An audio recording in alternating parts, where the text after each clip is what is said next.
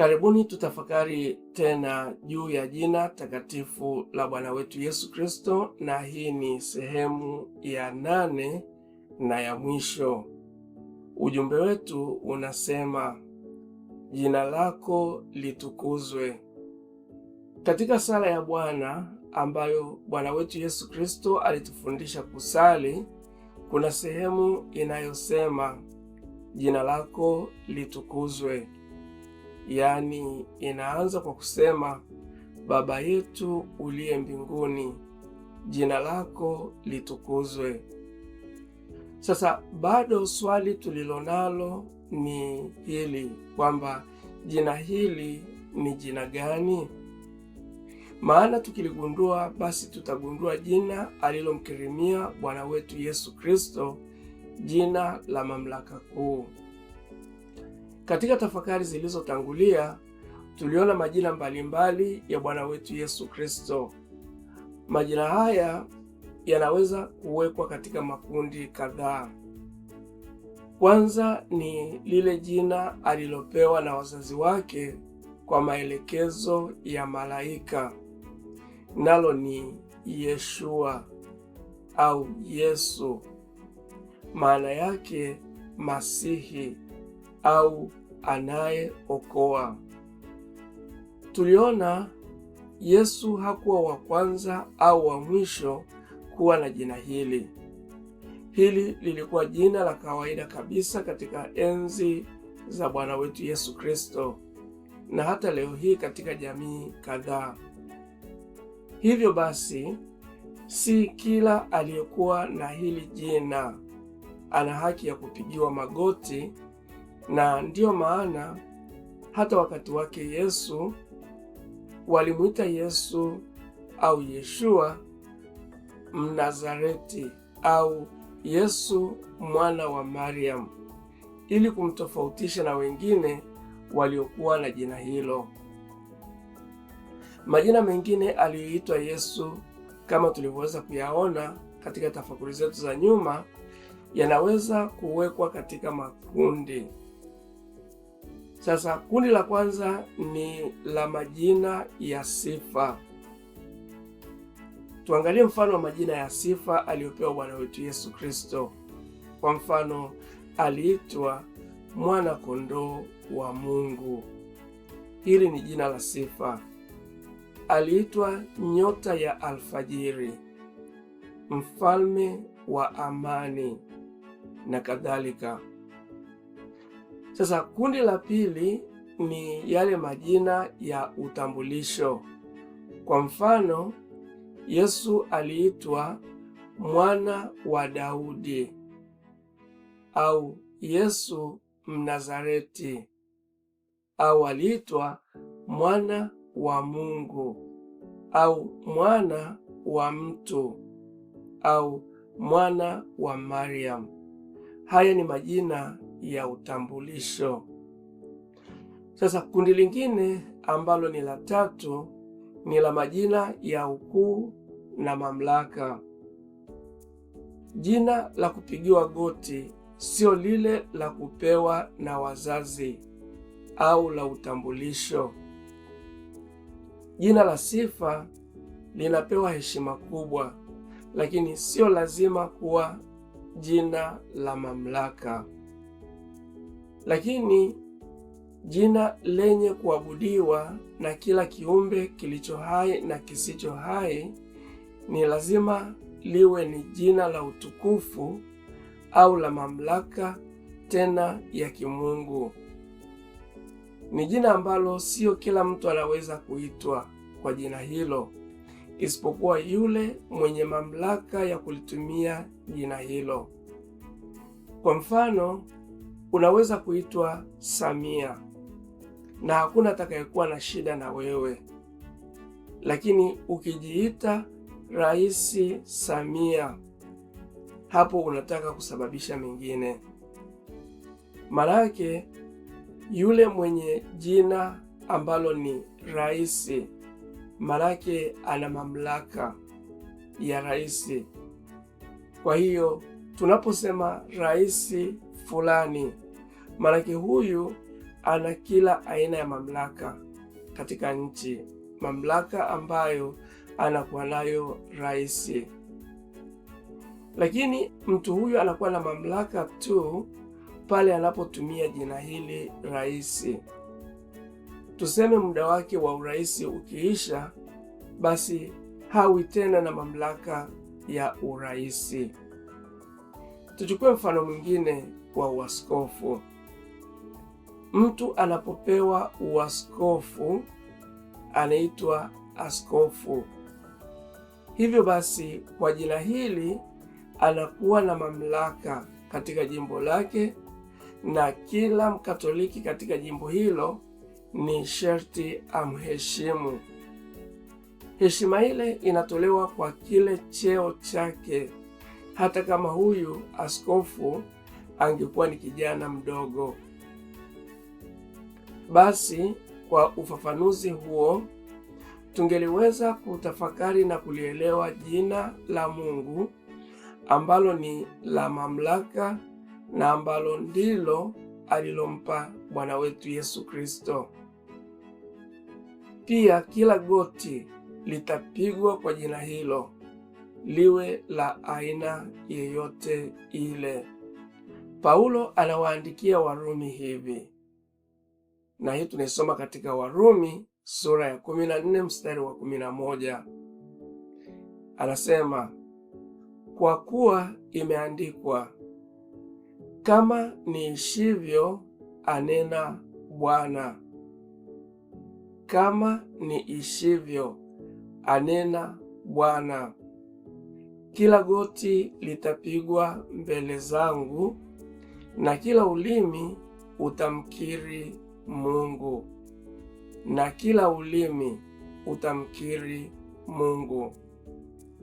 Maneno haya yanapatikana pia katika kitabu cha nabii Isaya sura ya 45 mstari wa 23, ambapo Mungu anasema hivi, kwa nafsi yangu nimeapa, neno hili limetoka kinywani mwangu katika haki, wala halitarudi, ya kwamba mbele zangu kila goti litapigwa na kila ulimi utaapa au utakiri. Kwa hiyo naona tushikilie maneno haya au tuangalie katika maneno hayo tuliyosema, kila ulimi utaapa au kila ulimi utakiri. Sasa basi turudi kwa Wafilipi sura ya 2 mstari wa 9 mpaka wa 10, lakini sasa hatuishii tena mstari wa 10, tunasoma mpaka mstari ule wa 11. Sasa tusome kwa uangalifu zaidi. Inasema hivi, kwa sababu hiyo Mungu alimuinua juu kabisa, akampa jina ambalo ni kuu kuliko majina yote. Huo ni mstari ule wa 9. Mstari wa 10 unasema, ili kwa jina la Yesu kila goti lipigwe, mbinguni na duniani na kuzimu. Sasa ule mstari wa 11 unasema, na kila ulimi ukiri kwamba Yesu Kristo ni Bwana, kwa utukufu wa Mungu. Nirudie tena mstari wa 11 unasema hivi, na kila ulimi ukiri kwamba Yesu Kristo ni Bwana, kwa utukufu wa Mungu. Sasa unaona, ili kwa jina la Yesu kila goti lipigwe na kila ulimi ukiri. Maana yake kukiri jina hilo. Jina lipi? Maana yake kila ulimi ukiri kuwa Yesu Kristo ni Bwana. Kwa nini? Kwa utukufu wa Mungu.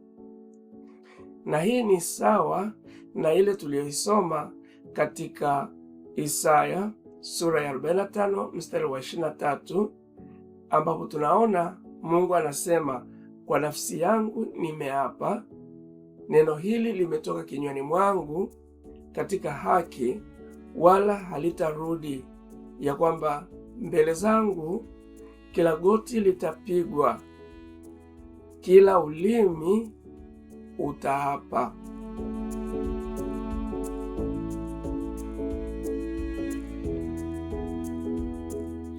Sasa hapa tunajifunza jambo moja la muhimu, kwamba unaposoma Biblia usibakie katika mstari mmoja tu.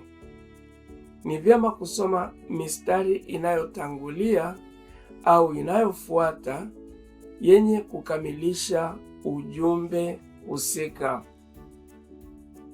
Kwa mfano, usiposoma mstari wa 11 katika Wafilipi sura hii ya 2, hakika hutaweza kung'amua jina hili la Bwana wetu Yesu Kristo.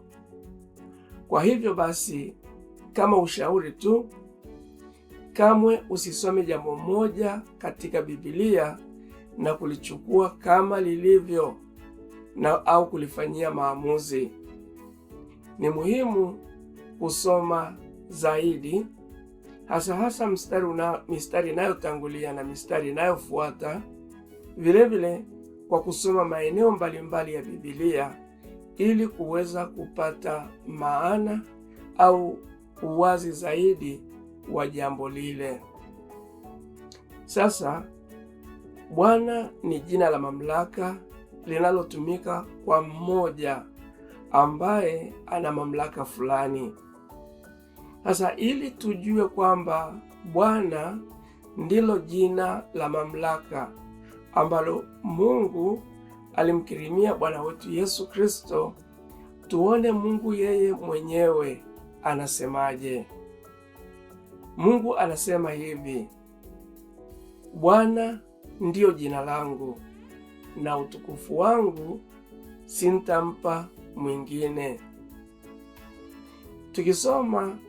Tukiacha hapo kidogo na tukirudi katika Wafilipi, tunaona inasema hivi, ule mstari wa 11 unasema, na kila ulimi ukiri kwamba Yesu Kristo ni Bwana, kwa utukufu wa Mungu.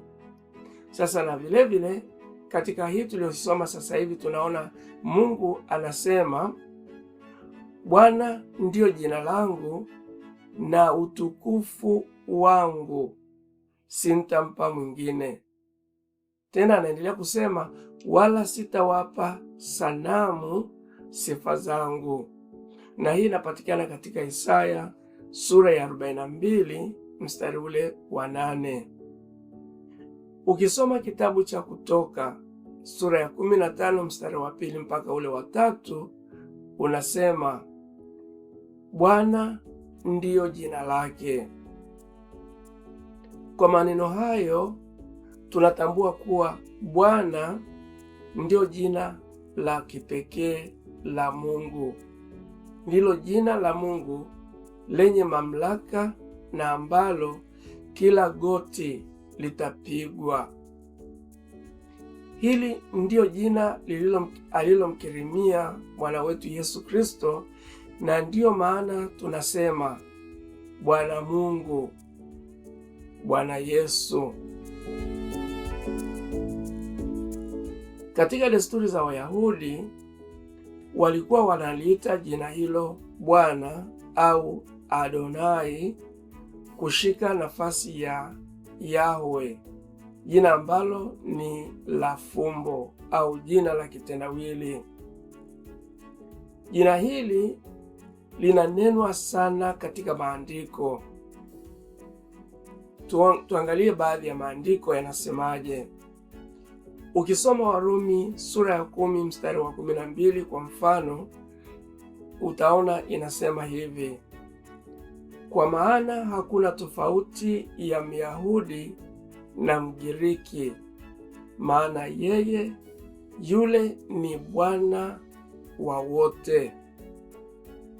Waefeso sura ya 4 mstari wa 6 unasema, Bwana mmoja, imani moja, ubatizo mmoja, Mungu mmoja, naye ni Baba wa wote. Bwana mmoja, imani moja, ubatizo mmoja, Mungu mmoja, naye ni Baba wa wote. Matendo ya Mitume sura ya 2 mstari wa 36 unasema, basi nyumba yote ya Israeli na wajue yakini ya kwamba Mungu amemfanya Yesu huyo mliyemsulubisha kuwa Bwana na Kristo. Nirudie tena, basi nyumba yote ya Israeli na wajue yakini ya kwamba Mungu amemfanya Yesu huyo mliyemsulubisha kuwa Bwana na Kristo. Matendo sura ya 2 mstari wa 36. Ufunuo 17:14 unasema, kila goti litapigwa, maana yeye ni Bwana wa mabwana. Nirudie tena, kila goti litapigwa, maana yeye ni Bwana wa mabwana.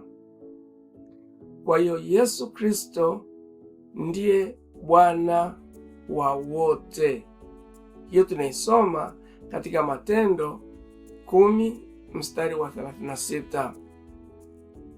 Warumi sura ya 10 mstari wa 9 nao unasema, tena basi ukimkiri Yesu kwa kinywa chako ya kuwa ni Bwana, ukimkiri Yesu kwa kinywa chako ya kuwa ni Bwana na kuamini moyoni mwako ya kuwa Mungu alimfufua katika wafu, utaokoka.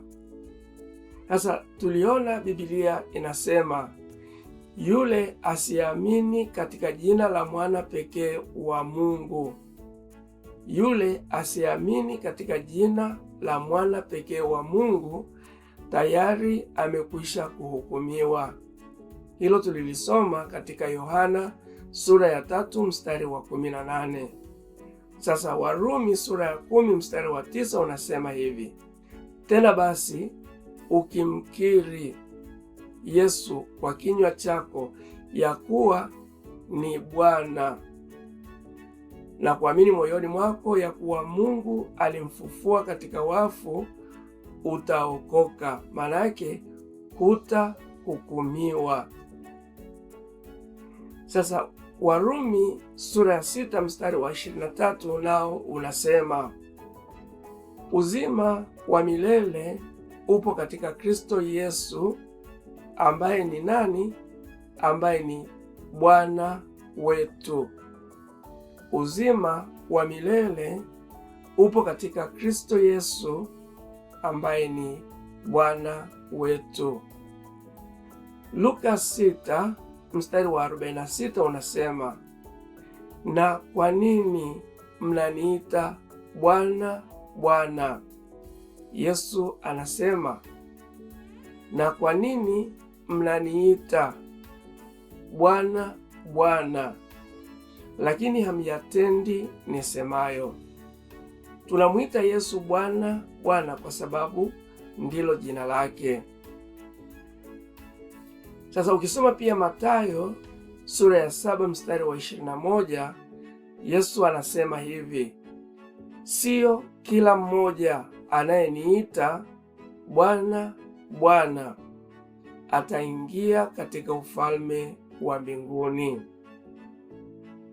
Tena kujua kuwa Yesu ni Bwana kunahitajika msaada wa Roho Mtakatifu, kama tunavyoweza kusoma katika Wakorinto wa kwanza sura ya 12 mstari ule wa 3 unaosema hivi, huwezi kusema Yesu ni Bwana isipokuwa katika Roho Mtakatifu. huwezi kusema Yesu ni Bwana isipokuwa katika Roho Mtakatifu. Ukisoma Luka 19 mstari wa 30 mpaka 31, utaona Yesu aliwatuma wanafunzi wake kwa mwenye punda kumwambia, Bwana ana haja naye. Bwana ana haja naye. Sasa Tomaso alipomgusa Yesu alisemaje? Alisema hivi, Bwana wangu na Mungu wangu. Yohana sura 20 mstari wa 28. Jina hili ni la Mungu kama tulivyoona, na alimkirimia Bwana wetu Yesu Kristo.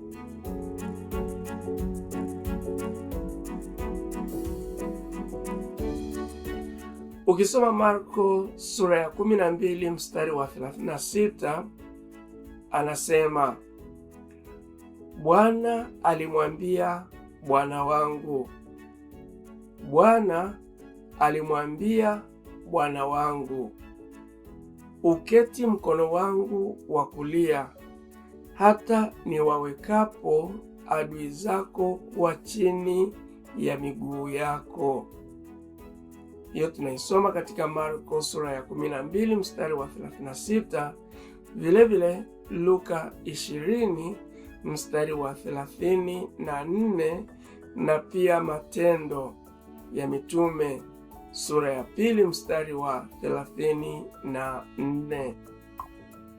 Sasa Yesu anasema, ninyi mwaniita mwalimu na Bwana. Ninyi mwaniita mwalimu na Bwana, nanyi mmenena vyema, maana ndivyo nilivyo. Yohana 13 mstari wa 13. Unaona, basi haya yote yanathibitisha ya kwamba jina la mamlaka alilopewa Bwana wetu Yesu Kristo na Mungu Baba ni Bwana.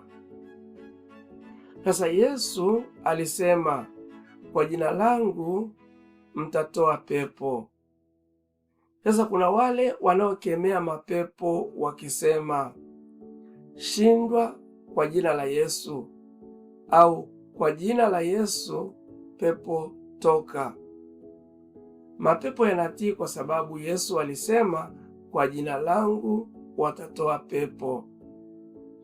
Lakini ukikutana na mapepo makorofi yanaweza kuhoji, Yesu yupi? Na hii inanikumbusha kisa cha wale Wayahudi wenye kutangatanga ambao ni wapunga mapepo, ambao walijaribu kutaja jina la Bwana wetu Yesu Kristo juu ya mapepo au juu ya wale waliopagawa na pepo wachafu, wakisema, na waapisha kwa Yesu yule anayehubiriwa na Paulo. Sasa pepo mchafu aliwaambiaje? Aliwaambia hivi, Yesu namjua na Paulo namfahamu. Unaona, Yesu namjua na Paulo namfahamu, lakini ninyi ni nani? Na mara hapo hapo yule mwenye pepo aliwarukia akawatandika, wakatoka mbio wakiwa uchi na kujeruhiwa. Sasa mapepo mengine yanaweza kuhoji, jina la Yesu lipi? Maana sio kila jina la Yesu au sio kila jina lilopewa Yesu ni jina la mamlaka. Lakini ukitamka jina la mamlaka la Bwana wetu Yesu Kristo, pepo hawana nafasi ya kuhoji, bali yanapiga magoti na kusujudu, kwa sababu kila goti litapigwa kwa jina hilo. na yakifanya hivyo hayafurahii kwa sababu yanapata fedheha kubwa sana. Yanachoweza kukifanya ni kutimua mbio. Jina hili limetumika katika Biblia kumkomesha hata Shetani mwenyewe. Tunasoma kwa mfano katika kitabu cha Yuda hivi: lakini hata malaika mkuu Mikaeli alipokuwa anashindana na Ibilisi juu ya mwili wa Musa, hakuthubutu kumlaumu, bali alimwambia, Bwana akukemee. Na hii tunaisoma katika Yuda sura ya 1 mstari wa 9. Bwana akukemee. Na Shetani alikwama papo hapo. Vilevile tunasoma hivi katika kitabu cha Zakaria. Anasema hivi: Bwana akamwambia Shetani, Bwana na akukemee ewe Shetani. Naam, Bwana aliyechagua Yerusalemu na akukemee. Alafu Zekaria anauliza, je, hiki si kijinga kilichotolewa motoni? Tunaisoma hiyo katika Zakaria sura ya 3 mstari wa 2. Sasa ujumbe kwetu ni huu: kama mimi niliye Bwana na mwalimu, na ndivyo nilivyo, nimewaosha miguu, imewapasa ninyi pia kuoshana miguu ninyi kwa ninyi. Yohana 13 sura ya 13 mstari wa 14. Basi leo hii tumeweza kuling'amua jina takatifu la Bwana wetu Yesu Kristo, na kama utakuwa na maswali basi unaweza ukatufuata inbox au ukatuuliza katika chaneli yetu. Neema na iwe kwenu na amani iongezwe katika kumjua Mungu na Yesu Bwana wetu. Petro wa pili sura ya 1 mstari wa 2. Tumsifu Yesu Kristo.